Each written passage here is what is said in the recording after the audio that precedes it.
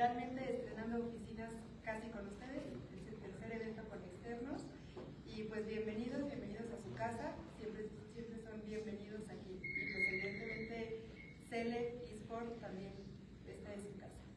Imagen también. Coordinador científico y tecnológico del proyecto Mapa del Genoma de los Mexicanos, proyecto de genómica poblacional pionero en América Latina. Además, ha coordinado proyectos sobre aplicaciones genómicas en la industria, particularmente en los sectores de salud, biotecnología, agricultura, ganadería y pesca. Es miembro fundador de la Organización de Proteoma Humano, de la Sociedad Mexicana de Educación Médica, la Red Iberoamericana de Expertos en Salud en Enfermedades Raras y de la Unión Latinoamericana de Pacientes. Es integrante del grupo People Population Projects in Genomics, profesor titular de Medicina Genómica y Genética Humana en el Instituto Politécnico Nacional de 2007 a 2010, director de iniciativas estratégicas en Global Consulting Group, Senior Consultant, director general de Servicios Genómicos, especialista en genómica por la Fundación Franco-Mexicana para la Medicina IAP, Chief Scientific Officer en Innova Salud, coordinador de proyectos estratégicos y desde 2020 se desempeña como coordinador del Consejo Promotor de Nuevas Tecnologías en FunSalud. Formó parte del consorcio de científicos innovadores haciendo frente a COVID-19 que representó a México en el Coalition for Epidemic Preparedness Innovation, organización que concentró esfuerzos dirigidos a la obtención de una vacuna de COVID. El Dr. Marsh también es miembro de la Red Global Cooperativa para las Enfermedades Raras de la Organización Mundial de la Salud, coordinando el HOP México. Participa en proyectos para desarrollar una plataforma nacional de salud digital y cuenta con más de 30 publicaciones científicas en revistas indexadas y diversas publicaciones de divulgación en ciencias de la vida, salud y biotecnología. Muchas gracias. Muchas gracias. Gustavo Ross es tecnólogo, consultor y emprendedor reconocido por sus aportaciones en las áreas de inteligencia artificial en salud, TED y transformación digital. Es ingeniero en electrónica con posgrado en inteligencia artificial por la Universidad de Texas en Austin. También es profesor de maestría en la Universidad Panamericana en inteligencia artificial, innovación y transformación digital. Como conferencista profesional ha participado en eventos internacionales en 9 países de Europa, Norte, Centro y Sudamérica. En Fundación Mexicana para la Salud, Gustavo lidera el Diplomado de Inteligencia Artificial en Salud, el Observatorio Mexicano para la Inteligencia y la Organización Transform Health México, con una trayectoria de más de 2 décadas en la investigación y desarrollo de altas tecnologías. Gustavo ha sido cofundador de startups y asociaciones gremiales. Es autor de varias publicaciones y patentes y ha liderado equipos de alto rendimiento en el diseño y desarrollo de innovadoras iniciativas y tecnologías para clientes como Siemens, Novartis, SK, Nestlé, BBVA y Bayer, entre otros. Además de su participación en FunSalud, Gustavo es socio activo en proyectos de alta tecnología internacionales que aplican la inteligencia artificial semántica y el machine learning en la salud para mejorar. Y bueno, tienen algunos temas disponibles para contratación como la inteligencia artificial en la transformación digital de la salud, oportunidades de la inteligencia artificial en farma, agentes inteligentes para la atención clínica y el monitoreo de pacientes, inteligencia artificial semántica y otros temas disponibles. Muchas gracias.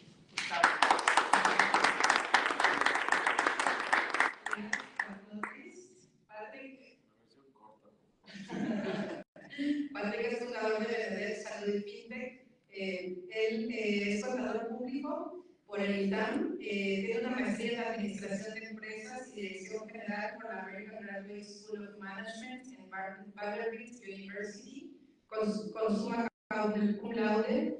Es doctor honoris causa en liderazgo corporativo y destacada labor filantrópica por la Escuela Angloamericana de Administración y Negocios.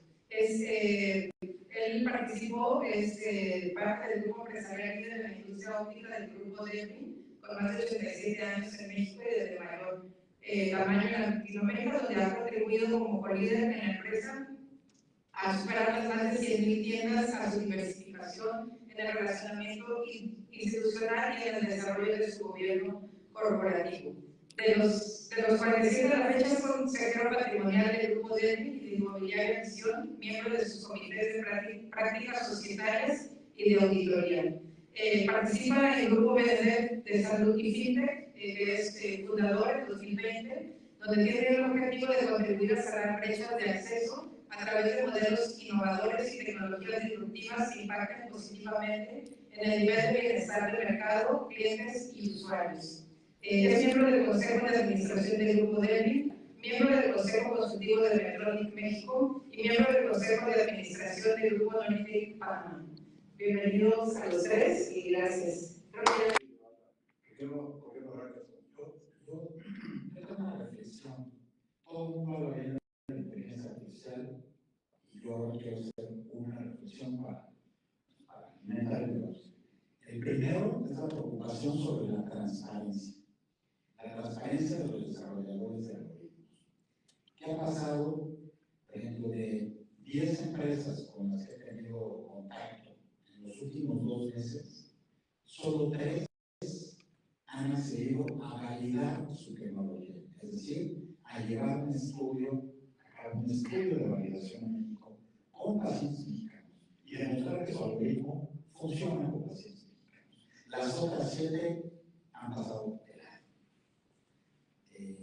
Entonces, esa es mi primera reflexión. Y la segunda, más para abrir boca, la segunda es el consentimiento informado.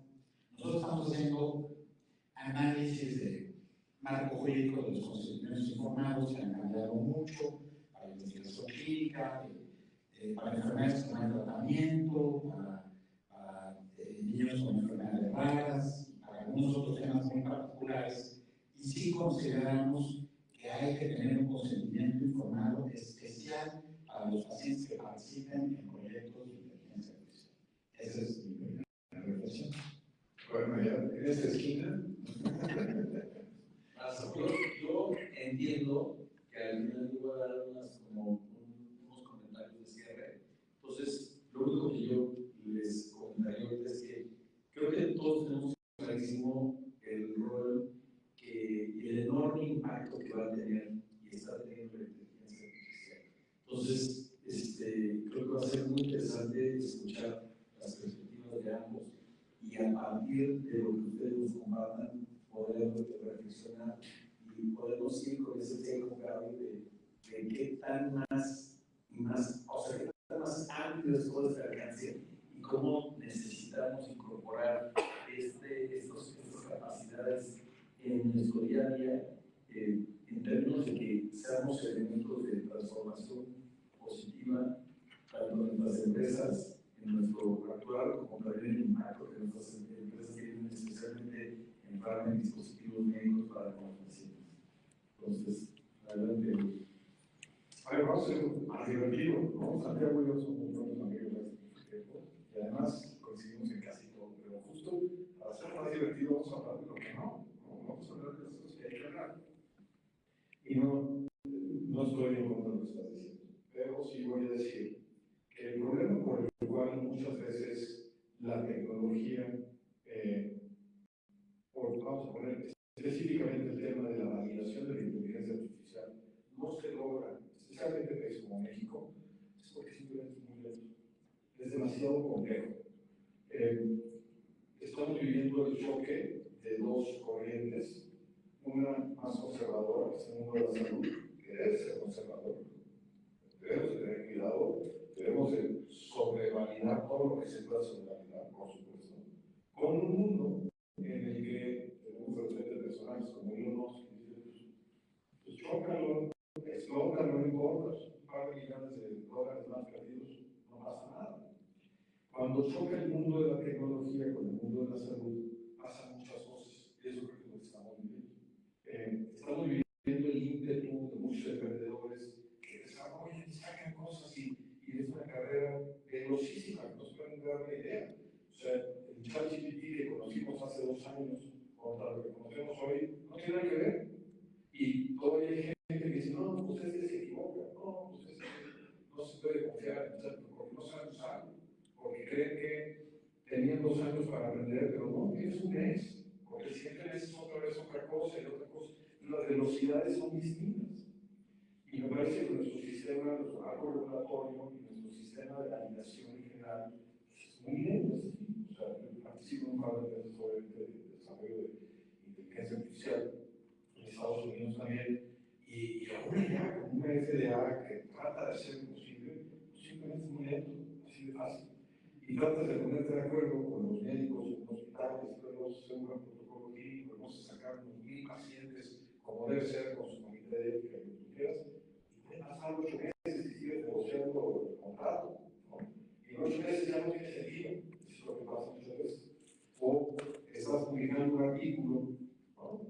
En nuestro caso, por ejemplo, como decir la revista, de los journal, de los grandotes, llevan un año de revisión, ¿no? 8 o 9 meses en revisión, no, pues ahora sí ya casi, no hace un año. Pues déjenos de decir lo que pusimos hace un año, porque pues ya cambió todo otra vez. Es lo que creo que pasa en muchos casos. Ahora, también pasa, creo que muchas empresas aprovechan las oportunidades, porque si hay una oportunidad por mientras no esté bien claro. Problemas que estamos hablando de vidas humanas, estamos hablando de algo que no puedo superar y no es con mucho cuidado. Y reclamo no es para las autoridades, para mi gusto. ¿Tú qué piensas? Hay otro caso que salió publicado en el periódico El País, que tiene una serie de artículos que se lo recomiendo mucho, de Sewell Setzer, de 14 años, que una chica adolescente que tenía autismo y que sus papás pagaron un servicio para crear un personaje, un avatar creado por inteligencia artificial, para que le diera, digamos, como terapias de autismo. ¿Y qué sucedió? Su avatar le mandó ciertos mensajes y esta chica se suicidó. Y ahora los padres están demandando a Charter.ai porque les están fincando responsabilidad directamente a la empresa. Ahora, también aquí estamos hablando de un autismo. Entonces, aquí lo que me quiero referir es que parecería que la inteligencia artificial sirve para todo en todo momento y desde ya. Y me parece que sí habría que filtrar un poco, sobre todo en este tipo de casos, en otros intentos de suicidio, creando también infodemia, temas de desinformación, sobre todo sobre ciertas enfermedades que también ya han encontrado. Y me encontré una página que se la recomiendo, que se llama incidentdatabase.ai. Ahí se reportan los problemas que hay con aplicaciones, con algoritmos. Me está contando Gustavo que la respalda, digo, no, acabo de ver un rato.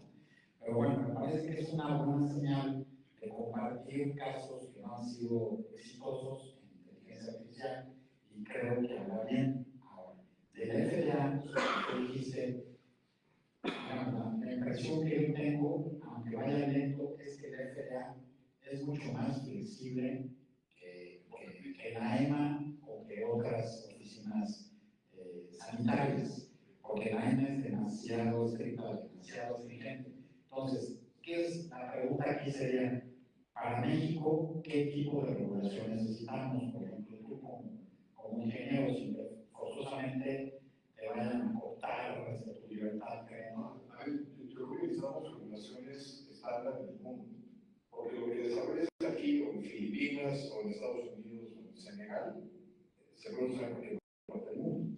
Entonces tenemos que empezar a trabajar de manera internacional, y se está trabajando de manera internacional, obviamente, con WHO y varios otros organismos, para regular la inteligencia artificial en salud específicamente, y aquí estamos adoptando en realidad muchas de las reglas que se están generando también en otros países, porque a veces están correctos. Pero también necesitamos más educación o concientización acerca de las diferencias. Que, a ver, la inteligencia artificial impone, porque lo vemos como una cosa simplemente que es más inteligente que nosotros. Así lo vemos, es lo que nos da miedo. Pero la inteligencia artificial está en todos lados, simplemente ese micrófono hay algo de inteligencia artificial, no nos preocupa. Hay inteligencia artificial muy específica, está más que probada, que conocemos, además se ha vuelto tan común que ya ni siquiera cuestionamos. Entonces, cuando llega un diputado y dice, el paciente tiene que tener el derecho de solicitar ser atendido sin inteligencia artificial, pues está matando al paciente. Porque el doctor va a poder usar ni su celular, ni la máquina de rayos X que tenga y dice que todo le tiene algo de inteligencia artificial. Entonces, lo que necesitamos es entender muy bien cuáles son esas diferentes piezas y cuáles son las precauciones que tenemos que tener y no sobreregular.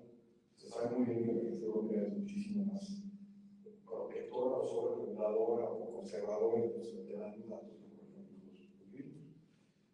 Aquí no vemos como que más van a pasar las cosas, esperamos que algo suceda, pero en realidad los marcos regulatorios en todo el mundo históricamente van atrás de la tecnología. Normalmente primero se desarrolla la tecnología y después regulamos, pero no saben ni qué regular. Entonces, yo no estaría cuidando de, o sea, tenemos que preocuparnos por educar mejor a los legisladores, a los tomadores de decisiones, también para las direcciones de las empresas, a que no es binario, no es como la inteligencia artificial es buena o mala. Hay cosas que tenemos que cuidar, tenemos que tener mucho cuidado. Y hay otras cosas que se han usado por muchos años que funcionan perfectamente bien. Yo a veces digo, si te preocupa la inteligencia artificial, pues preocúpate de la humana, pero la humana a veces está mejor. Porque también, pensando en este incidente de la niña, obviamente es muy difícil, desafortunadamente no debemos de dejar que eso suceda. Pero ¿cuántos de esos suicidios o de esos malpraxis, vamos a decir, suceden en el día a día por humanos y esos no salen a la prensa? ¿No? Y eso no pasa nada. El otro día en Dublín, a la inteligencia artificial se le ocurrió convocar un desfile y miles de personas en la calle esperando ver qué es ese desfile y nunca sucedió tal. Una gran equivocación de la inteligencia. Por suerte no pasó nada y solo fue una gran noticia. Pero ese es el punto. Ahorita es mucha noticia, es mucho ruido esas cosas. Son preocupaciones que no debemos de minimizar, sin duda, pero tampoco de perder el foco de todo lo bueno. Lo mismo va con el medio ambiente, me parece. Ahora, déjame tocar otro punto. Hace unas semanas hubo un panel donde estaba la gente del Hospital Crismus Muguerza, y ellos tienen un programa de inteligencia artificial para mastografías, pero también desarrollaron un protocolo de exceso de confianza. Encontraron que sus radiólogos, más del 10% de las lesiones, dicen, no, pues es que esto ya con inteligencia artificial, la siguiente, y detectaron exceso de confianza. Entonces, a mí me gustaría que los que tuvieran este tipo de prácticas, los hospitales que ya la usan en temas sobre todo de diagnóstico de imagen, que es donde va más avanzado, y me parece que es una muy buena práctica que los tuvieron y que también sirvió para concientizar a los radiólogos. Sin duda. Ahora, vayámonos por poder de Crismus Muguerza, pues es un escenario muy especial, digamos, como puede pasar aquí con varios hospitales. Si nos vamos a la generalidad del país, pues vas a encontrar el otro problema, que es que el radiólogo está sobrepasando a veces por miles el número de imágenes que está permitido ver en el día para que no pase lo que estás diciendo por saturación. Ahí falta la inteligencia artificial. Y si el radiólogo después empieza a ver no tiene nada que se le fueron, pues está cansado. Entonces, siempre están esos dos lados. Me parece que hay que poner cuidado, como bien dices, y hay mecanismos, pero que no perdamos el foco, porque si lo viralizamos, entonces ahora se va a perder el 90% de los radiólogos que están cansados de ver tantas imágenes, la oportunidad de tener una decisión. Y un tema que comentaste al principio, hay que educar a los profesionales de la salud, y me parece que México hace mucha falta. Yo pensaría, por ejemplo, en la parte de ciencias de la vida que me ha tocado a mí experimentar en los últimos 25 años, sigo pensando que los planes de estudio de licenciatura ya deben incluir todos estos elementos, y me parece que también deberían incluir inteligencia artificial y no esperar hasta que ya termina su especialidad o su especialidad para que se empiece a familiarizar con inteligencia artificial. Sí, pero yo me acuerdo que hace muchos años decíamos, es que los niños deberían aprender mecanografía.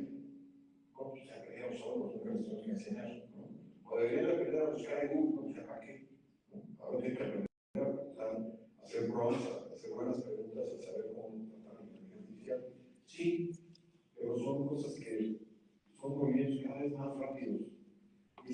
ellos solos.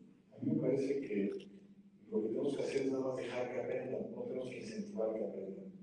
Y eso implica el cambiar la forma también de evaluar y la forma de entender el aprendizaje y la educación. Porque si lo que a un profesor le preocupa es que los alumnos estén usando ChatGPT para contestar, pues está mal enfocado, lo siento mucho. O sea, lo que está haciendo es enseñarle a los alumnos a encontrar respuestas. Y eso es algo del pasado. Creo que los educativos tienen que evolucionar a aprender a hacer preguntas, a saber hacer mejores preguntas. Entonces, yo creo que si nos adaptamos y entendemos que ahora con estas herramientas que existen tenemos nuevas oportunidades de aprendizaje, entonces si las incorporamos de manera automática y a veces muy rápido lo absorben. Yo creo que una de las cosas, por ejemplo, detecto muy mal en el sistema educativo, mucho peor que la ausencia de inteligencia artificial, es la diferencia de ritmos. Si tú ves a una persona, a lo mejor entiende muy bien un tema y está en clase puliéndose, pero tiene que ir a clase, porque si no, pues, van a poner mal de eso. Pero a lo mejor está diciendo el profesor, a lo mejor el alumno ya lo sabe hasta mejor que el profesor, pero no le están dando la oportunidad de probarlo. Y no se trata de saber, estamos premiando y repetir la misma cosa que dijo el profesor. Estamos penalizando el error. Cuando el error, tú como geneticista lo sabes muy bien, pues es el que genera la evolución, es el que genera la innovación. Entonces también que haya pensamientos divergentes, pero muchos alumnos se pueden. Entonces cuando piensan que hay alumnos que están viendo el mismo programa, al mismo ritmo que los demás, habrá algunos que se distraen y dicen, a ver, ¿qué están diciendo? Y van a pensar que ellos ya iban en el siguiente tema de la y otros que a veces están durmiendo, se dicen, pues, habrá algo que no sepan. Entonces, ese sistema creo que es el que está ya flaqueando. Me parece que tenemos que fomentar, dejar que todo el mundo aprenda, como decía ese que no usa su latánica. Todo el mundo queremos aprender, no somos niños, que nos quitan el gusto por el aprendizaje a tratar de enseñarnos cosas que no nos interesan. Si nos dejaran, lo haríamos con mucho más ganas y mucho más eficientemente. La ciberseguridad, hay mucha gente, sobre todo en América Latina, que les aterroriza la ciberseguridad. Dice que por inteligencia artificial ya nos van a controlar a todos y que nuestros datos como pacientes pues están corriendo un riesgo muy alto. Lo que dijiste de lo que dijiste de la transparencia, ¿no? De la inteligencia artificial, lo voy a contar si quieres, porque sin duda la preocupación por la privacidad de datos es genuina y es algo que tenemos que hacer y nos tenemos que enfocar en eso. Por eso estamos trabajando en la FONCEO y en los marcos regulatorios en el tema de privacidad y protección de datos personales. Y el tema del consentimiento informado es algo muy correcto, lo que dices, o sea, tiene que haber un consentimiento informado además quizás más actualizado para tratar los temas que tenemos que ya no existían. Sin embargo, a veces nos preocupamos de más. Voy a poner un ejemplo un poco burdo, pero seguramente les ha tocado que algún banco o alguna aplicación les pide un programa de contraseña tan complicado que lo acaban escribiendo por ahí en alguna agenda, en un post, ¿no? Pegado al monitor para que no se me olvide. Entonces, a veces malinterpretamos el tema de la seguridad y lo ponemos tan complejo y debe funcionar y acaba al revés haciendo más huecos. Quiero decir, nos debe preocupar la seguridad, sí.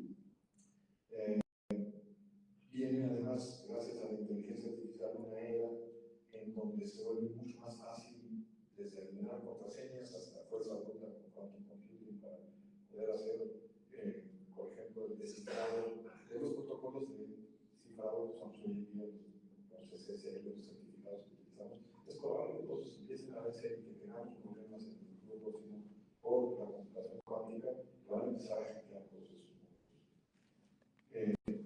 Y luego tenemos por otro lado blockchain, ¿verdad? Entonces, algunos dicen, no, es un tema de blockchain, se vuelve tan complejo que vamos a mirarnos de cómo viene, calcular que no se usa.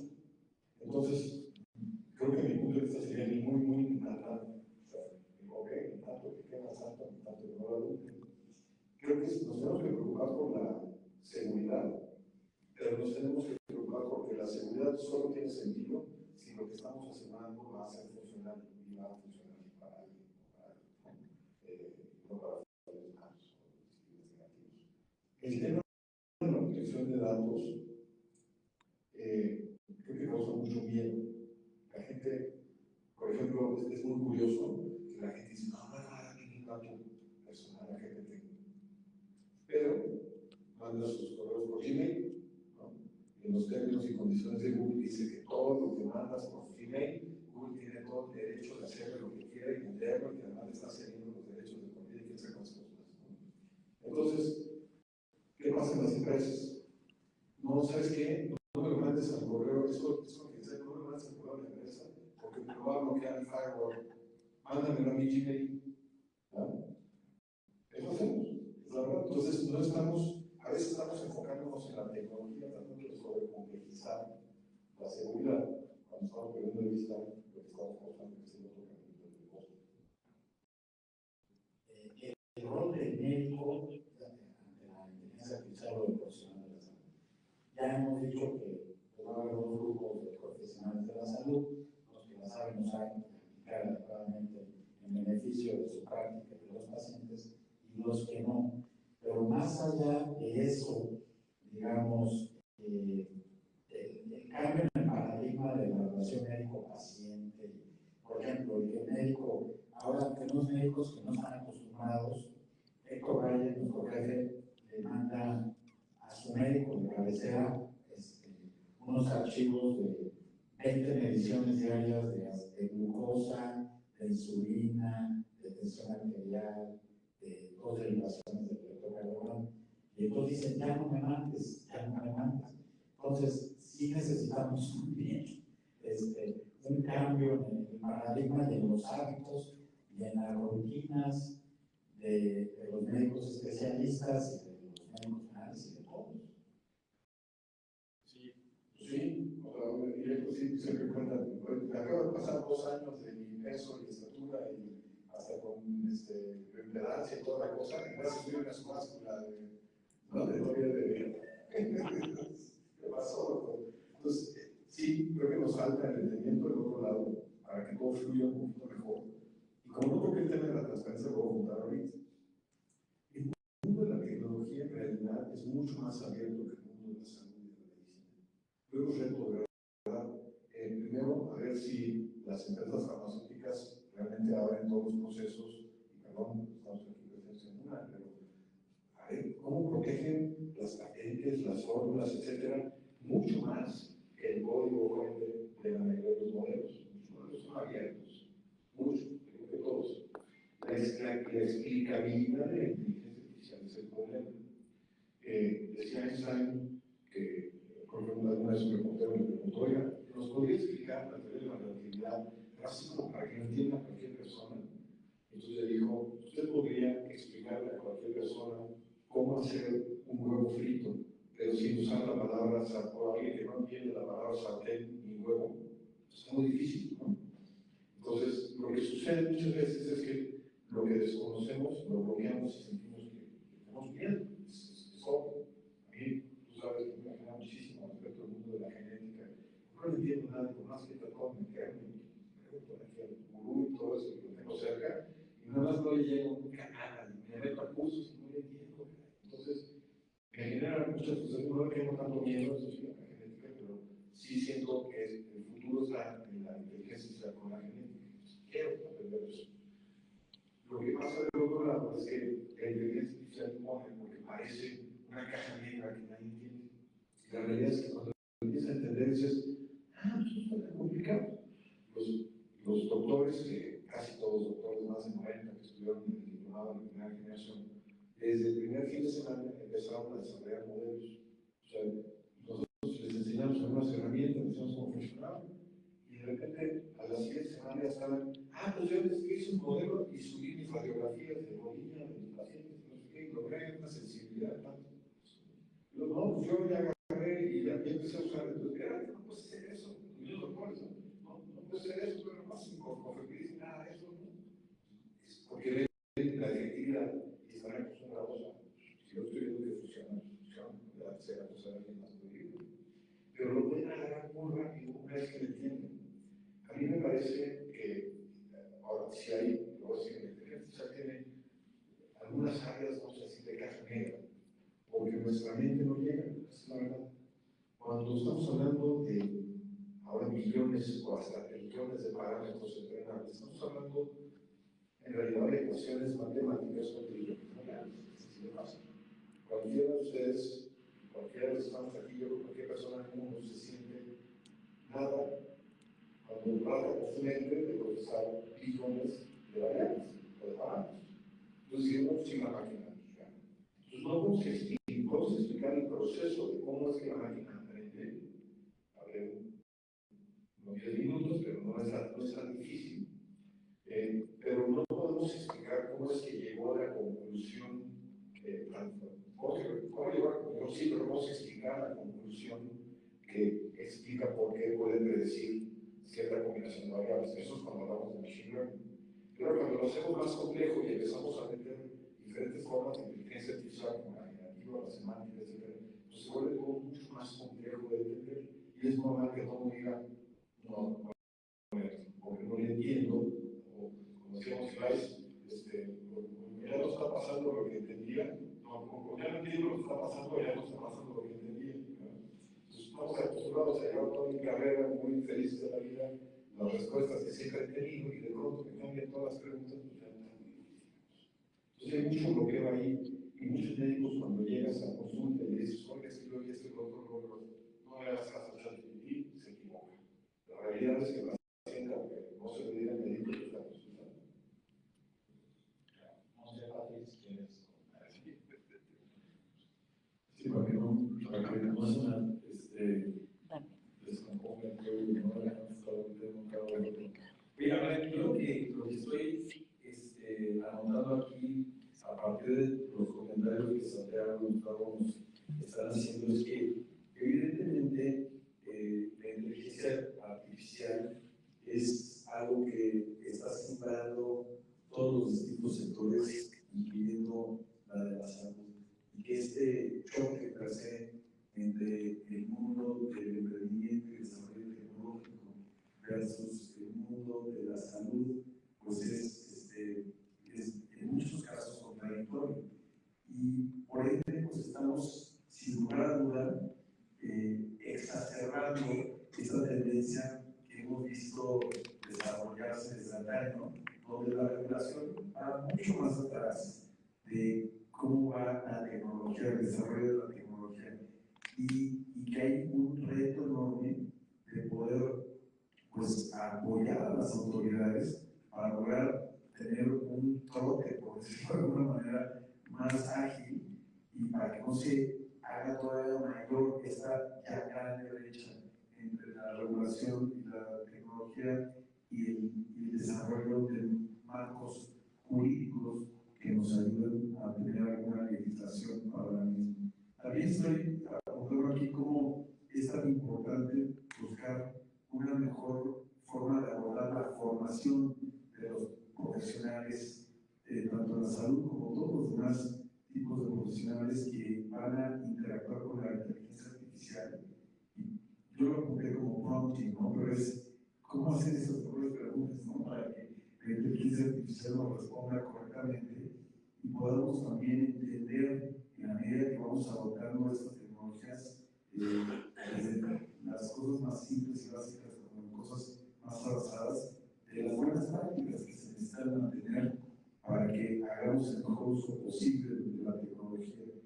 Lo importante también que es la transparencia, la búsqueda de conservar la seguridad de estos datos personales y que seamos explícitos con los usuarios que van a estar interactuando con la misma para que nos aseguremos que haya un consentimiento informado, para que con todo esto pues busquemos reducir el número de incidencias porque las van a haber y por tanto en términos de incidencias menos riesgos, menos liabilities y menos consecuencias legales desastrosas que después vengan a inhibir la adopción de algo que, si lo vemos en términos de riesgo-beneficio, no quiero hablar de balances porque creo que aquí no hay un equilibrio, creo que tal vez sobre simplificando, es como ustedes capital, que necesitamos facilitar en su uso y adopción una posición bastante más proactiva y echada para adelante que restrictiva y limitativa. Y bueno, al final del día, creo que vamos a tener que ir buscando que estas interfaces con las que interactuamos, sea en el aparato rayos X, o sea en nuestro device o lo que sea, vayamos buscando que estas formas de interactuar sean amigables para que de alguna manera los usuarios que de por sí alimentan y nutren estos modelos vayan adoptando su utilización cada vez más. Y hasta ahí me quedé con todo lo bueno e interesante que dijeron, y los invito a que sigan platicando más, y yo me iré anotando y levantaré mi closing remarks.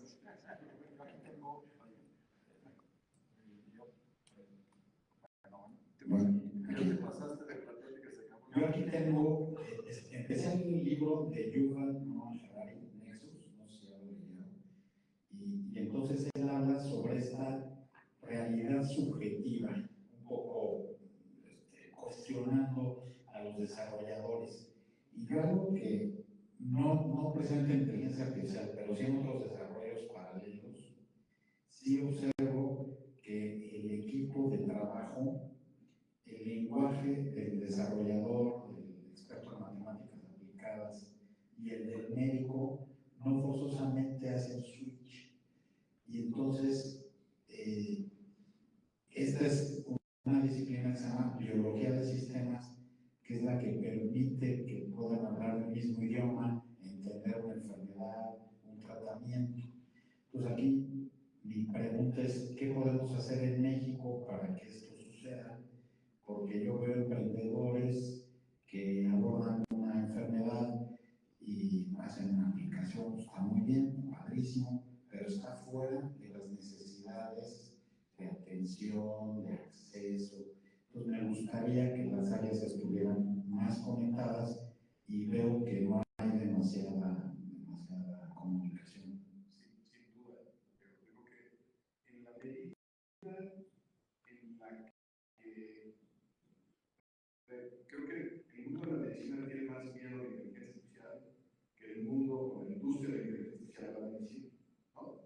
Entonces, creo que en la medida en la que logremos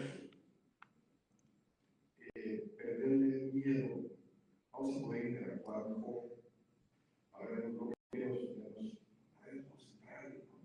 Y entonces va a haber esa disposición de explicar también con paciencia al desarrollador, pues es que esto no es así como tú piensas, es de esta otra manera. Gracias, ¿no? Digo, también falta a veces disposición del desarrollador de realmente escuchar, ¿no? Los dos oídos y la boca. Sí, y de entender, a ver, cuál es el problema de las diálisis, de las hemodiálisis, cuál es el gran problema, para qué, para aportar algo que permita atender o resolver una situación y no nada más voy a hacer esta para desmedir, que es lo que nos estamos encontrando. Un problema muy común en la tecnología, también en otras áreas, es que cuando tienes un martillo de petróleo que ves cada vez lado, ¿no? Y por eso Will Davis, el fundador de Waze, me dijo, enamórate del problema, no de tu solución. Porque muy fácilmente, cuando encontraste una solución, para nosotros estás buscando, ¿esto para qué puede servir? Esto le podría servir a los enfermos de diabetes, que hay muchos en México. Y resulta que los pescados por los más conocidos necesitan otra cosa, ¿no? El proceso correcto de la innovación es precisamente el primero de empatía y entender el problema y investigar correctamente. No demasiado, también eso es algo que nos aprendemos en la tecnología. Equivócate rápido. Failure es una de las máximas, digamos, en el Lean Startup y de Dave Reeves. Dice, entre más rápido te des cuenta que estabas equivocado, menos vas a perder y por eso estás más dispuesto a cambiar de opinión. El problema es que cuando tienes un emprendimiento que lleva 2 años tratando de apostar en una cosa y estás en eso y en eso porque crees que eres perseverante, pero estás en eso. Entonces, estás tan enamorado de tu solución que más vale así salirte con la tuya. Eso pasa muy frecuentemente en los emprendimientos, sobre todo, también las empresas. Entonces, creo que lo que tenemos que hacer es justo fomentar esa práctica desde el principio, desde chiquito, confiar también en entonces estos desarrolladores dicen, oye, no pensaban hacer esa, y la primera respuesta que no, claro que sí, todo eso no sirve, ¿no? Cuando a veces a lo mejor hay algo que no está tan descabellado, que trabajando juntos y dándole a lo mejor la oportunidad por el beneficio de la duda al creador, al desarrollador, puede encontrarse una nueva solución a los problemas. Y la otra, que estaba mencionada, es, vivimos en un país en donde se minimizan las ideas locales. La verdad, yo he visto, he trabajado con muchísimos corporativos a lo largo de mi vida y hemos propuesto ideas que de repente se vuelven globales. Nos ha pasado 2 veces. Se vuelven globales y luego regresan de global y nos prefieren en México con esta propia idea. Entonces, no, sí te entiendo, todos los desarrolladores. No puede ser, soy de global. Sí, pero decimos en México hace 8 años y está PowerPoint, es la misma frase de veces. No te puedo creer. ¿No? Tenemos una, no sé si es malinchismo o cómo llamarle, pero esta una cultura de si fuera tan bueno ya lo hubieran hecho en Inglaterra o en Estados Unidos, en Alemania o en otra parte. Confiamos un poco en la tecnología y la innovación en México, desafortunadamente. Entonces, creo que si logramos vencer eso y decir, a ver, tenemos realmente a aplicar posibles soluciones a este problema, que además son problemas diferentes los que tenemos aquí que los que tienen en Estados Unidos o en Inglaterra. Entonces, acá tenemos problemas, por ejemplo, de exceso, de saturación de hospitales, de una serie de cosas que en otros lados no existen, de cansancio de radiólogo. Y tenemos que resolver esos problemas y para eso, por supuesto, como dices, nos vamos a involucrarnos, entender bien, platicar, tener ¿cómo dijiste? Una biología de Una del sistema. subjetividad. No, el lenguaje. Biología de sistemas, systems biology. Tenemos que hablar, o sea, yo pienso que tenemos que hacer que se junten los mundos, como ya se vale que el doctor debe saber un poco de tecnología y el técnico tiene que saber un poco de salud para que se pueda dar bien. De hecho, hace unas semanas estuvimos en Utrecht, que no pudo ir Patrick.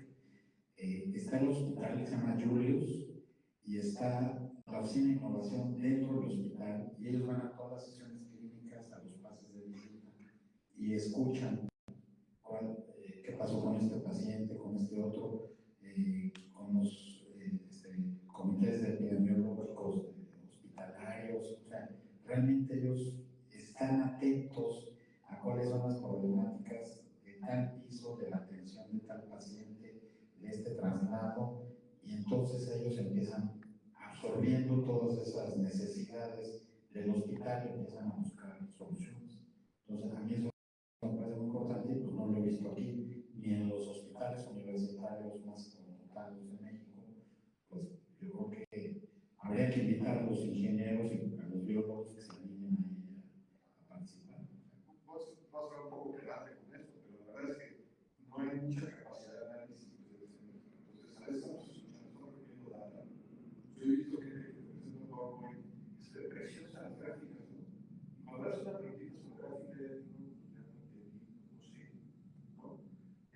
Nos falta mucho más la capacidad de análisis, de cuestionar lo que estamos viendo, de realmente meternos. Porque a veces está la data y parece que las bases de datos son materia de negociación, porque realmente nadie las ve, pero las tiene para ver por qué las pueden intercambiar. ¿Verdad?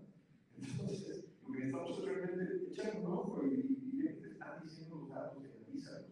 Y no nada más esa grafita que parece, mira qué bonito se ve, ¿no? Es que se ve todo precioso en la gráfica, pero ves detrás y dices, no, espérate, pues eso en términos reales no está creciendo o realmente no es algo positivo lo que estás viendo, aunque parece positivo, no lo es, porque falta la capacidad de análisis. Y ahí sí, yo diría, no es que los biólogos tengan ganas de participar en todo. Ahora, aquí ahora les quiero hacer un planteamiento sobre el entorno de la salud digital. La gente ahora se preocupa demasiado por la inteligencia artificial, cuando México pues, ha dado pocos pasos y pequeños en el ámbito de la salud digital.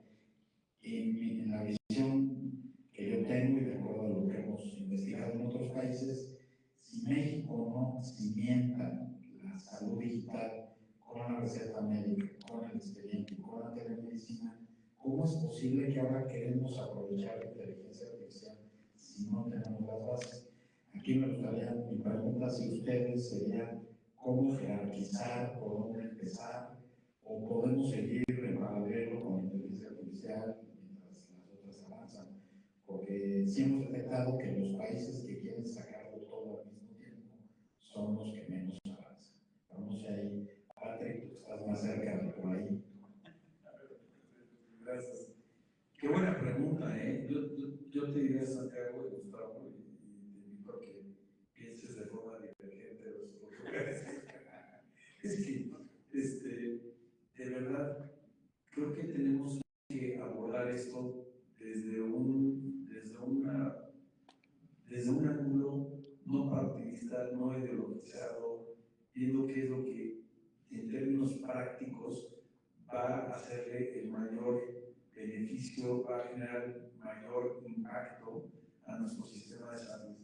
Y creo que está clarísimo que dado nuestra realidad financiera, nuestra gran brecha en términos de inversión per cápita versus otros países con los cuales nos comparamos frecuentemente, estamos años luz de ellos. Entonces, ¿qué es lo que va a mover la aguja de la manera más eficiente y eficaz? Pues es adoptar la telemedicina. Y es esa cosa tan sencilla de la consulta a distancia, el expediente clínico electrónico, la receta digital. Y teniendo eso adoptado, pues uno de los puntos que traje yo es decir, pues imagínate que le enchufáramos eso, inteligencia artificial, que pudiéramos leer de manera más eficaz lo que está viendo la imagen, escuchando la voz, ese médico con su paciente, que podamos hacer sus segmentaciones, analizar la data de toda esa data que tiene ese expediente clínico electrónico actualizado, que es como tener un CRM super reloaded, ¿no?, de una persona. Y tres, que a partir de la receta del médico, previo diagnóstico, pues que el médico, en vez de que el paciente necesariamente vaya a pedir una segunda opinión para una itis, que igual es poco relevante, que pueda correr ahí su herramienta de inteligencia artificial y validar si lo que está diagnosticando es correcto y si a la luz de ese expediente clínico electrónico no hay una contraindicación versus lo que va a recetar. Creo que hay enormes ventajas de poder lograr que converjan estos dos mundos, que es este espacio que mencionas de la telemedicina, con la adopción práctica de la inteligencia artificial en la misma. Entonces, mi respuesta en concreto sería, Santiago, yo creo que tenemos que empujar las dos. Aquí en México, tristemente, estamos atorados a un tema legislativo que está siendo cooptado por temas ideológicos y partidistas sin ver lo práctico y obvio de los beneficios que va a traer.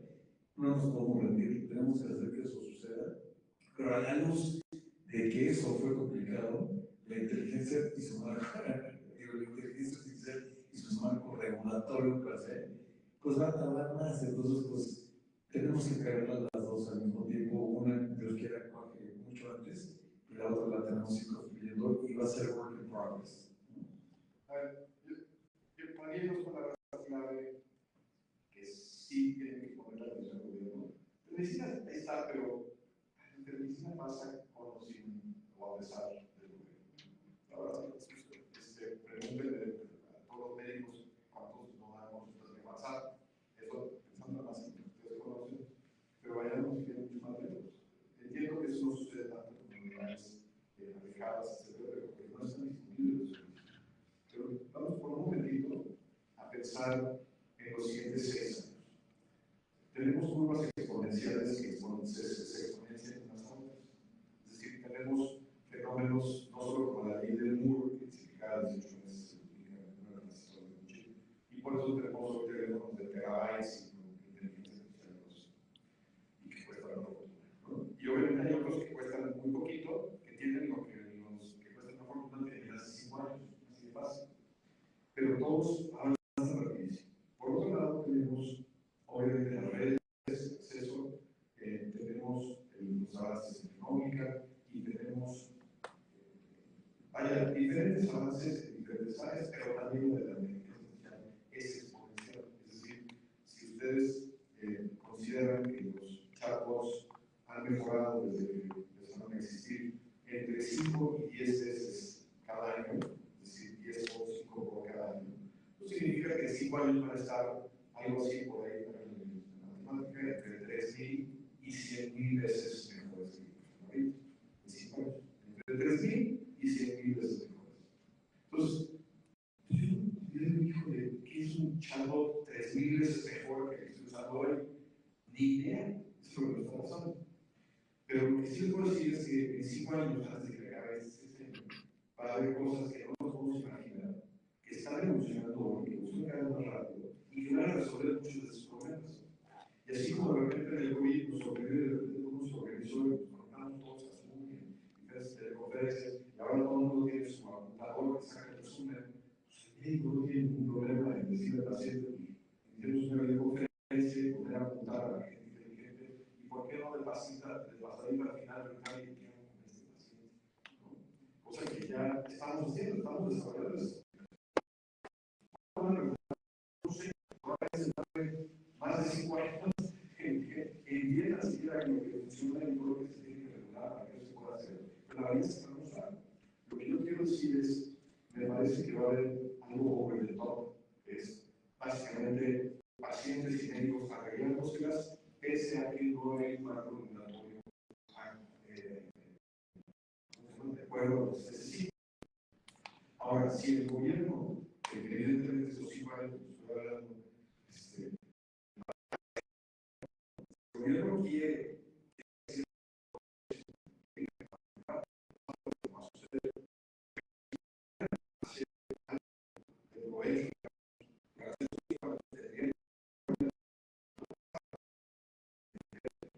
para subirse lo que de por sí no sucede. Ahí hay dos temas que el gobierno tiene la oportunidad. Una es interoperabilidad y la segunda es interoperabilidad, porque en efecto, pero además sirve si no digamos a las instituciones públicas que oye, la asociación de los pacientes, tienes que dejar que pacientes por ahí, lo que tú quieras en tu celular, no se ve los datos del paciente, sus clínicos, porque a lo mejor va saliendo a ver a otro doctor, el siguiente NRS, eso sí es algo que puede hacer una gran diferencia con México, me parece, la interoperabilidad. Y la segunda es presupuesto. Y presupuesto para lo más básico, no para comprar GPTs o nada de eso, simplemente para conectar a las comunidades, para conectar a los hospitales, para que los médicos en esas clínicas abandonadas tengan un internet suficientemente bueno, por lo menos tener un chat, que hoy es una videoconferencia. Con un chat tenemos, o que tengan eso de manera nosotros consistente, porque los dispositivos que les podemos hacer llegar con un costo muy bajo, cámaras termográficas, sensores de vigilancia, una serie de cosas que estamos empezando a descubrir que nos dan mucha información sobre el paciente, pues pueden hacer que se evite que el paciente tenga que trasladarse para sacar una mastografía o una tomografía de todo el cuerpo, porque pues ya tenemos un diagnóstico suficientemente bueno, por lo menos para hacer un viaje, pero para eso necesitamos por lo menos conectividad y lo más básico, un celular en manos del doctor. Claro. Y las certificaciones de HIPAA y GDPR y estas que son necesarias, ya es mucho. Vamos a ver, datos genéticos en México, solo hay 2 laboratorios que lo tienen. Yo me haría la prueba genética ahí y no con los demás, pero vamos cada quien. Pero hay tanta información, Santiago, que ni siquiera tiene que ser privada. Me parece que, por ejemplo, estamos en las redes sociales. La gente publica en redes sociales cosas, estoy seguro que podrían ser conducentes con un prediagnóstico. Las cosas están publicando, las fotos, las cosas que dicen, las palabras que utilizan, podrían ser indicativos. Ya no estoy hablando nada más de enfermedades mentales, que podrían ser data valiosa. Y mucha de esa data está allá afuera, pero no se le hace nada. Ni siquiera tenemos el permiso y por eso mismo lo bloqueamos diciendo, no, porque no hay consentimiento informado. Está bien, pero el paciente está publicando toda su vida en Facebook y nosotros podemos ser su como referencia. Toma más tiempo, pero los medios también se están dando control. El gobierno no se controlaba los medios. Había una negociación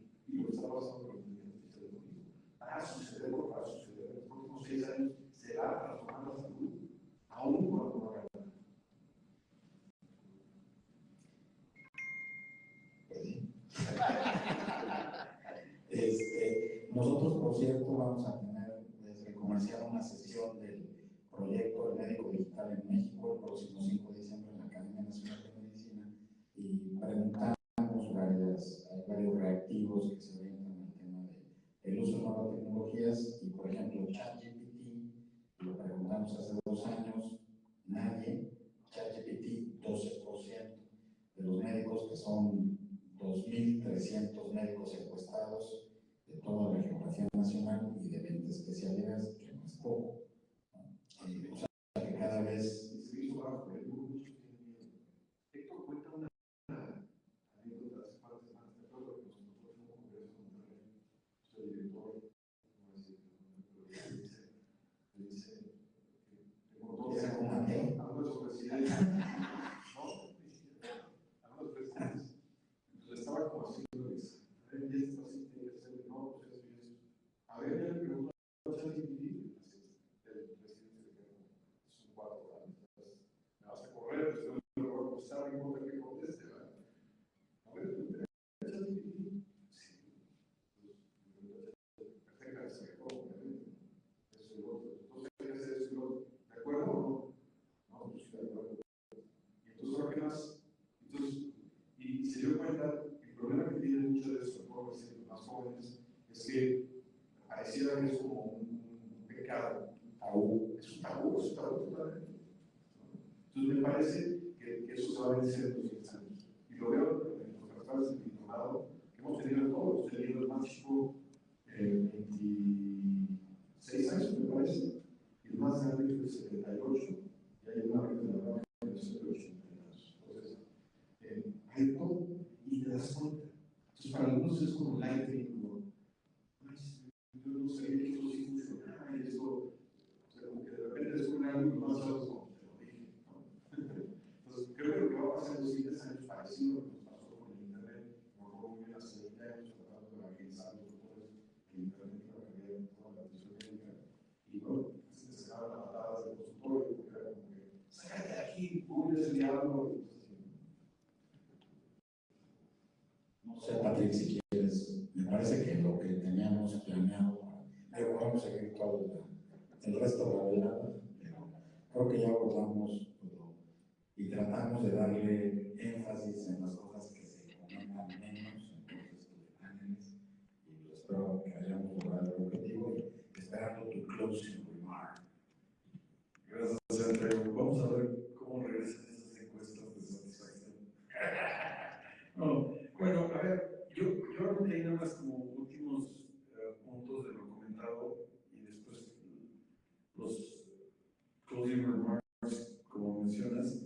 Yo creo que es bien importante reconocer que tenemos en esta unión de dos mundos, de la tecnología y de la parte de la salud, la necesidad de buscar alinear a los equipos de trabajo, acercar a los equipos de trabajo, para que el médico pueda hablar el lenguaje del desarrollador, aunque sea un poco, ¿no?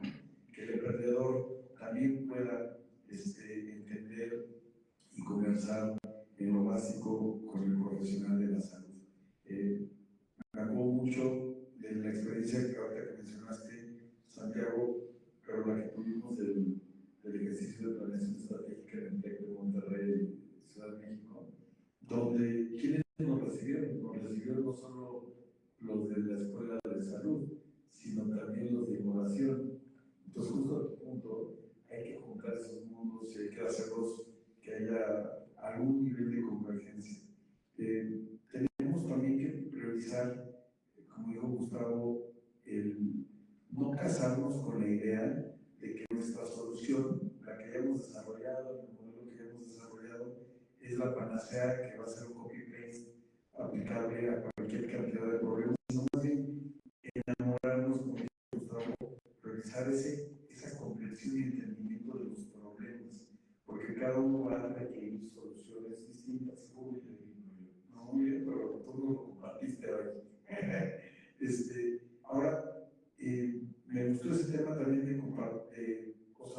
reconocer en términos como positivos ese pensamiento divergente y no el que nada más repite lo que les dijeron y toma por bueno la data, las gráficas, los resultados o conclusiones que se identificaron, sino buscar cuestionar, porque eso va a lejos de separarnos, nos va a ir ayudando a perfeccionar, a mejorar los distintos modelos que se estén proponiendo en el desarrollo de esta gran tecnología.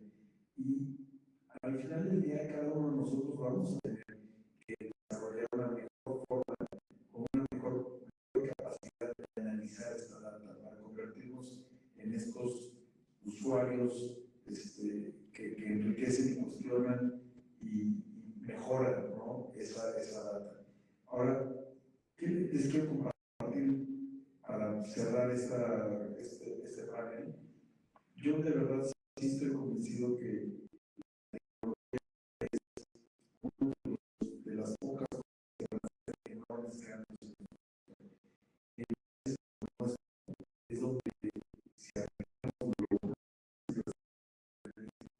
es donde vamos a ver las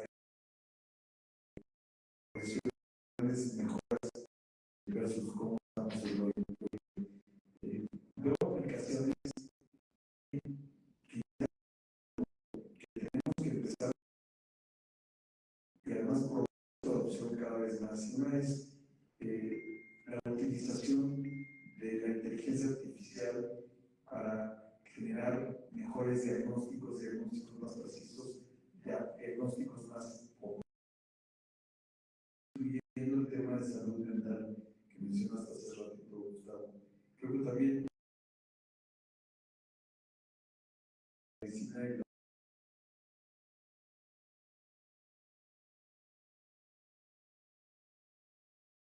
considerando o lo interpretan como un gran logro, tener un costo X, un poco alto, un estudio genético, lo que quieras.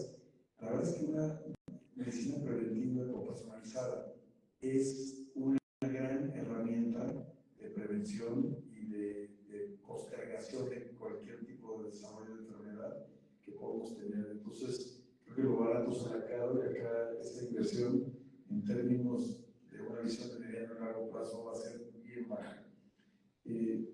Hablamos hace ratito de los problemas que tiene México y uno de ellos siendo nuestras capacidades instaladas en nuestra infraestructura de hospitales públicos, profesores de la salud. Y bueno, como aquí seguramente tenemos una enorme aplicación de la inteligencia artificial, no solo para optimizar el aprovechamiento de estos recursos, sino también para lograr esta tan deseada y necesaria interoperabilidad interinstitucional, incluyendo sector público y privado. Intersectorial, interinstitucional y intersectorial. Perdón. Después, en el desarrollo de medicamentos, ¿no? Estoy seguro que estas grandes empresas como AstraZeneca ya usan inteligencia artificial para desarrollar medicamentos, ¿no? Dispositivos médicos, etc. Esto cada vez se va a volver más común, ¿no? Y lo que nos va a permitir es, una vez más, un entorno, un sector que va acelerando y precisando el desarrollo de estas nuevas tecnologías. Y creo que al final del día nos va a ayudar a lograr lo que nos cuestiona muchas veces el gobierno, que es, oye, ¿qué tanto más cuesta tecnología versus el impacto que tiene en la salud de las personas? La atención remota, lo que hablamos de la telesalud, de la telemedicina. Santiago, creo que para mí es de esas super low hanging fruits, ¿no? En términos de su grado de inversión versus el enorme impacto que tendría. La cirugía asistida, ¿no? Creo que aquí todavía estamos lejos de lo que se podrá lograr, pero tenemos ejemplos que creo que todos hemos visto de ese doctor que está del otro lado del mundo operando a un paciente por la tecnología desarrollada en algún dispositivo que permite operar con mayor precisión del paciente y el impacto que tiene en gasto, periodo de recuperación, uso, tiempo de la cama, etcétera, ¿no? La parte de la salud pública y cómo poder ir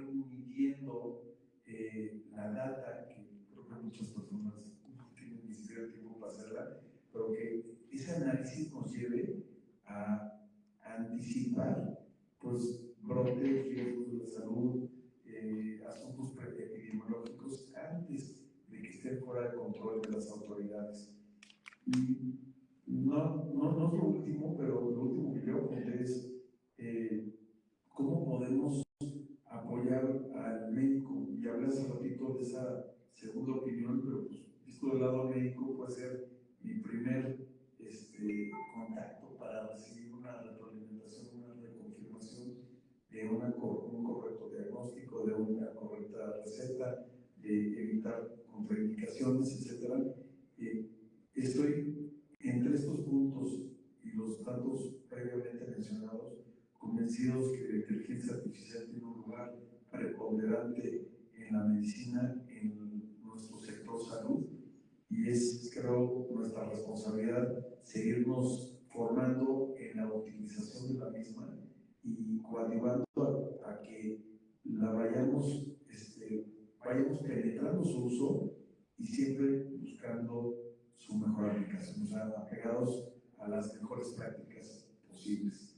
Entonces, con eso, amigas y amigos, yo cerraría agradeciéndoles enormemente que nos hayan acompañado esta noche, esperando que lo que comentó Gustavo, Santiago y un servidor haya sido de su agrado, de su interés, y quedamos siempre súper atentos de poder apoyarles y además siempre dispuestos a colaborar con MISPOR. Muchas gracias.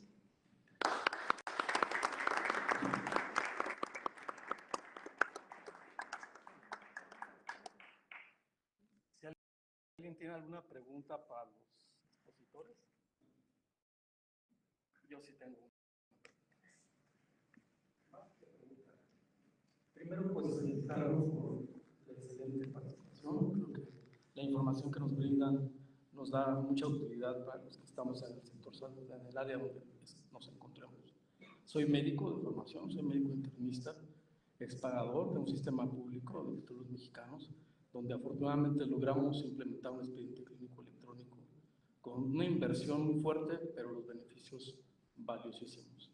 En la congruencia diagnóstico terapéutica, en la receta electrónica, el médico no podía prescribir cualquier fármaco siempre si no tenía una correlación con el diagnóstico que él había notado de acuerdo a la codificación internacional de enfermedades. Sin embargo, creo que tocaron un tema muy importante que me crea mucha duda en términos de que el desconocimiento de toda esta tecnología que acaban de compartir con nosotros genera mucha resistencia al cambio. A este cambio que es ya necesario porque ya no hay para atrás, como tú lo comentaste. Pero sin embargo, vemos que en los planes de estudio de las carreras de los profesionales de la salud no se incluye en ningún momento una cátedra que vaya preparando el terreno al futuro de estos nuevos profesionales de la salud, ¿no? En ese sentido, creo que hay que aprovechar la coyuntura de que los jóvenes están creciendo ya con toda esta tecnología, con toda esta inteligencia artificial. Hay que subir toda esta posibilidad a los planes de estudios para que desde las carreras vayan preparándose para entender todo esto. Y por otro lado, también capacitar a los tomadores de decisión en estas nuevas tecnologías para que comprendan que la inversión es muy redituable en términos de salud, porque los beneficios son mayores cuando se ve en este sentido. No es un gasto, es una inversión en salud que provee un estado de salud mejor para la población mexicana cuando se utilizan todas estas herramientas que compartieron ahorita con nosotros.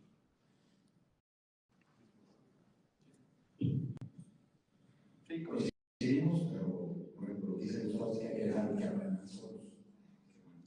Está interesante, pero en mi caso, que yo soy médico, yo creo que sí hay médicos que aprenden solos, como cualquier ser humano, pero sí creo que en el sistema de entrenamiento de los médicos y de los especialistas se tiene un poco que incentivar, estimular, despertar.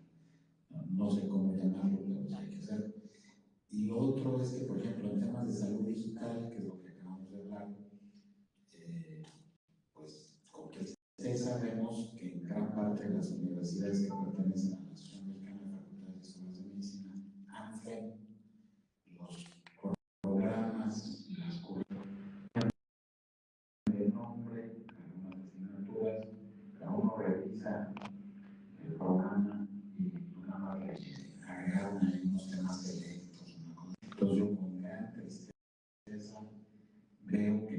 unos años y que los cambios suceden de forma, pero no de fondo. Y pues ojalá que pronto esta situación cambie, yo espero que sí. Ahora, hay una buena noticia, que la Academia Nacional de Medicina, máximo órgano rector consultivo del gobierno federal, va a abrir el año que viene un área de salud digital y medicina de precisión. Esto significa la preocupación que tiene la academia y la utilización de esta herramienta poderosa para que todos los especialistas miren hacia estas nuevas disciplinas.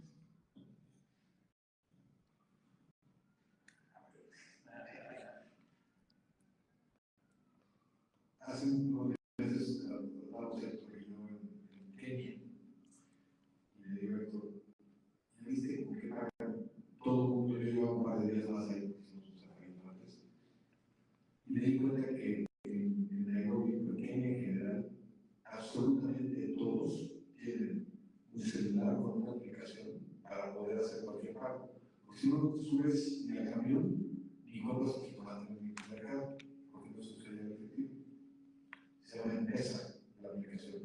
Y la aplicación la sacó Safari Telecom, la empresa de telecomunicaciones líder en Kenia. Y luego, ¿por qué seguramente el 90 y tantos por ciento de los kenianos adultos tienen esta aplicación? Nadie los educó, nadie los forzó, bueno, los forzó por el mercado, ¿no? Pero sucedió solito, por la necesidad. Lo que yo creo es una teoría, pero vamos a ver si a ver si tuve razón o no. Lo que yo creo es que en 5 años va a ser demasiado tarde tratar de enseñarles a los chavos lo que hoy sentimos que necesitan saber de inteligencia artificial. Es decir, si hoy les vamos a enseñar a usar ChatGPT, en 5 años eso ya es obsoleto. Entonces, ¿para qué perder el tiempo en tardarnos primero 2 o 3 años en tratar de cargar estudios, como bien dicen, pues no va a ser, ¿no? Vamos a poder que cambiar, pues vamos a sacar una generación de personas que van a haber aprendido algo que 5 años necesitaban, porque ahora es una hora que es lo que se necesita. Y el problema no son los chavos que están saliendo. Para mí, el problema son los que no nos dejan aplicar lo que ellos ya saben hacer. Me parece, y yo lo convivo mucho con doctores jóvenes, pues, mi programa tenemos un grupo de asesores increíbles, y uno de los asesores del programa, de verdad son gente muy excelente, que aprende y te dan 3 vueltas aquí a todos, son doctores diferentes. Y yo digo, ¿y ellos cómo dejarlos aplicar lo que ya saben? Porque se van al instituto donde trabajan y se topan con un jefe y dicen, no puedes usar eso aquí, con una secretatura no crees, ¿no? Entonces, por ahí no tenemos, eso va a suceder solito. Creo que ya estamos demasiado tarde como para preocuparnos por educarnos. Creo que nos tenemos que preocupar por educar a los más grandes, a los que todavía lo bloquean porque tienen miedo, porque lo demás va a suceder solito.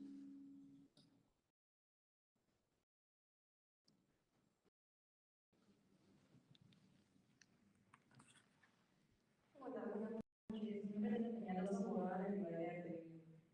Bueno, ustedes tocaron un tema que me parece muy importante para mí, que es la transparencia, pero justamente el tema del consentimiento informado, ¿no? Y eso me viene a la mente el tema de los derechos de los pacientes, lo relacionado con la inteligencia artificial. Y es que, por ejemplo, nosotros sabemos que un derecho básico a un usuario que es el de salud tiene que estar en un momento informado, ¿no? Tiene que entender su padecimiento, su tratamiento, sus opciones, argumentos o opinión de médicos, ¿no? Ustedes, o sea, estamos viendo la parte en la que es necesario que los médicos entiendan cómo utilizar la inteligencia artificial, ¿no? Pero es como ustedes, ¿cómo lo ven el tema de que cuando ya tengamos, o sea, posible tener la herramienta de mejora para los médicos, cómo vamos a entender a los usuarios? Okay. A ver, imagínate, porque nosotros a lo mejor entendemos muy bien la problemática y los potenciales riesgos que vas a tener al uso de los datos, lo que quieras, pero además podemos hablar de enfermedades, probablemente cualquiera de nosotros, si no son médicos, van al médico y el médico no lo va a tratar con ningún virus, ¿no?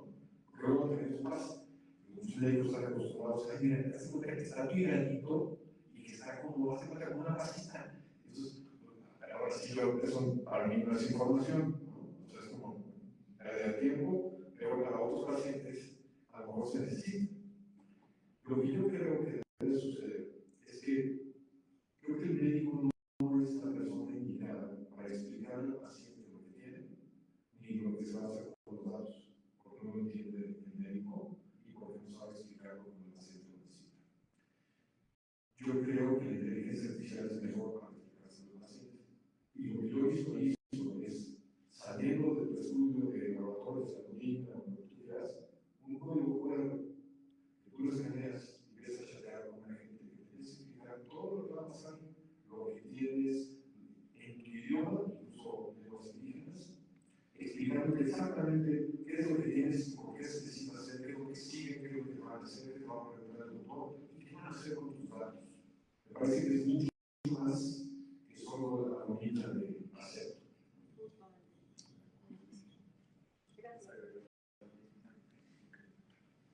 Siguiente pregunta, por favor. Hola, ¿qué tal? Juan Carlos. Me quedo con dos partes. Una que comentas parte de la presión del paciente legislativo, parte legislativa. Pongamos el mejor escenario, o el escenario ideal que todas las y están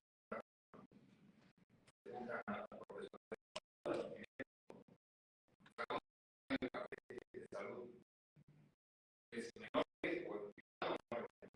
entonces es algo importante. Podemos tomar los datos del paciente, podemos mejorar el trabajo en equipo, hacer sesiones, pero si no hay ese recurso que comentaron, no hay la capacidad en los hospitales, aquí en México, no hay conectividad, naturalmente, la zona geográfica pega mucho. ¿Qué tanto fortalece más ustedes o para realmente hacerlo notar y ver esa mejora? Que tan solo algo con una receta médica o con la receta digital puede avanzar muchísimo. ¿Qué se tendría que hacer? Muy buena pregunta, Juan Carlos. Aquí, si quieres, Santiago, me complementas, por favor, pero te voy a decir, yo tuve oportunidad de interactuar con los equipos de las dos candidatas, cuando eran candidatas, primero les dijeron precandidatas, después cuando eran candidatas, con ellas y con sus equipos. Y Santiago y Héctor me acompañaron a varias de esas. Interactué con todos los distintos organismos del sector privado, incluyendo Infonsalud y varias academias, ¿no? Varias universidades. Todas hablaron de la importancia de mejorar la operatividad de la autoridad sanitaria, de mejorar la planeación del abasto, etcétera, ¿no? Una de ellas era que ya transite la iniciativa de salud digital en el Congreso, para que exista algún tipo de marco regulatorio de referencia, porque por el lado público, si no está en la ley, nadie lo va a tomar, ¿no? Y en el lado privado, pues hay muchas empresas que se rigen por el tema de cumplimiento, si no marco regulatorio no lo hacen porque dicen, va a haber un riesgo y ese es la ley y después no lo quiero ni tocar. Entonces, yo lo que estoy convencido genuinamente es que, por un lado, hay un equipo de trabajo en el gobierno hoy que escuchó a muchísimos de los actores que representan a distintas partes del sector privado y me queda claro que casi todas las que representan al sector salud privado. En todas esas iniciativas se incluían dentro de los puntos y aportaciones y propuestas clave el que se transite con el tema de salud digital en la parte del Congreso y cómo este punto es el que por mucho va a tener más impacto al menor costo. O sea, si dices cuántos hospitales vamos a construir y cuántos más médicos vamos a contratar y cuántos más equipos, todo eso va a generar impactos positivos, pero por mucho el poder utilizar la tecnología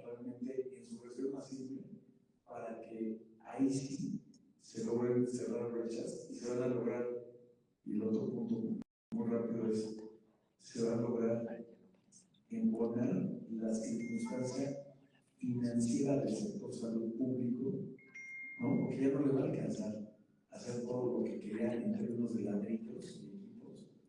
Entonces, ¿qué es lo que sigue? Pues usa la tecnología, compadre, para que ahí sí, ahora sí hagas un cambio diametral en cómo brindas especialmente ese primer nivel de contacto y cómo acercas ese primer nivel de contacto con las instituciones que son donde están peor organizadas, ¿no? Para la atención de personas.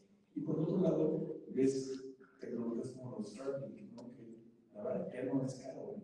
O sea, no es nada caro y puedes instalarlo por todas partes para que haya esa conectividad. Entonces, eso también va a ser más barato en pesos al mes que construir una clínica familiar en medio de la nada, ¿no? Y mandar equipos y médicos. Entonces, no quiero decir que no estoy a favor de invertir en infraestructura, creo que es obvio que sí, pero lo que va a tener mucho más punch por el peso invertido va a ser la tecnología.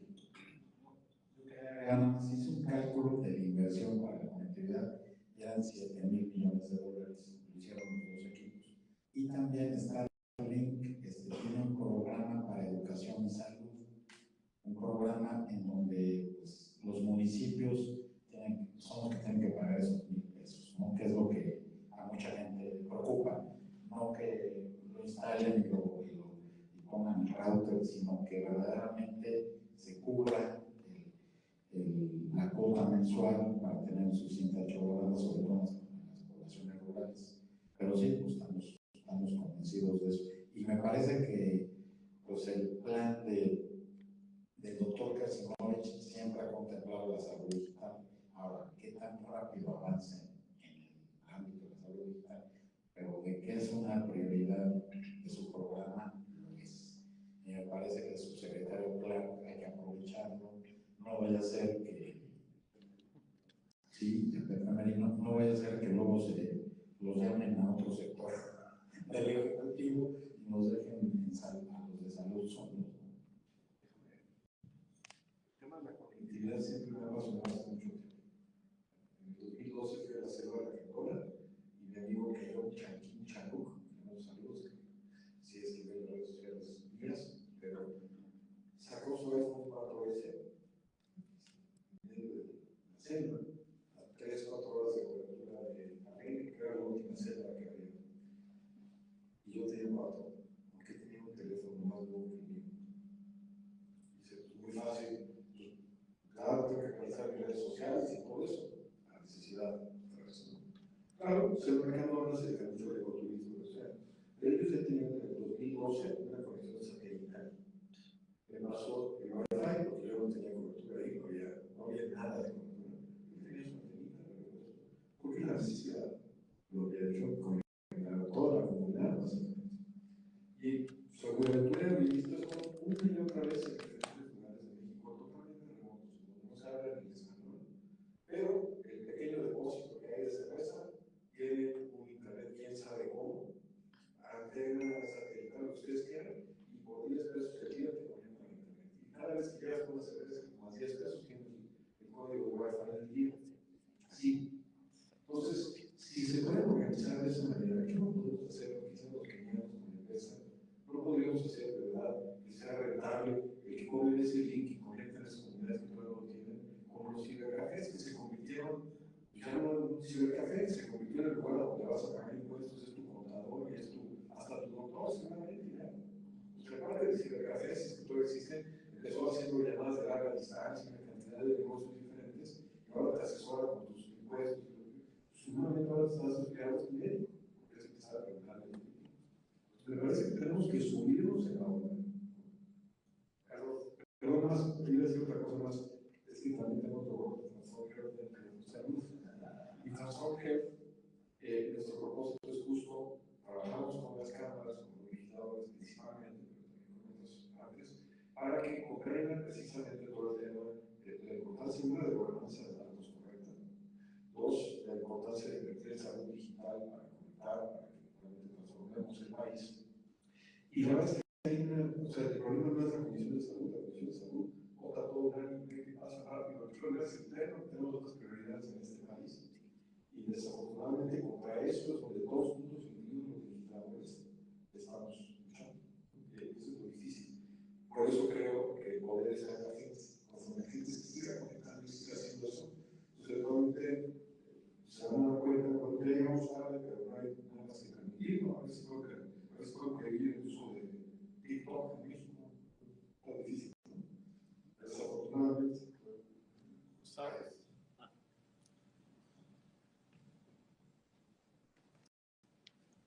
Gracias. Tocabas un punto, digo, antes de todo, gracias por la ponencia súper interesante. Tocabas un punto súper relevante, el tema de cómo la industria ha sido hasta cierto punto pasiva o un poco retraída, es decir, como no hay regulación, me mantengo al margen, utilizo la inteligencia artificial para temas que sí puedo, ¿no? Research o otro tipo de temas, pero ¿qué deberíamos hacer? ¿Qué debería de hacer hoy la industria ante la complejidad que involucra, ¿no? La lentitud ante el pleno, ante todos los temas que han estado ahí? Pero ¿qué más podemos hacer? ¿Qué más puede hacer? Estoy seguro que la industria está interesada en exponenciar eso, pero no estoy seguro si realmente estamos en el camino correcto para poder impulsar más allá de lo que estamos haciendo. Yo creo, no lo puedo decir nada por no me acuerdo tal cual, pero conferencista que voy a compartir sobre inteligencia artificial dijo, la inteligencia artificial no es la que va a quitar los empleos, sino la falta de decisión de liderazgo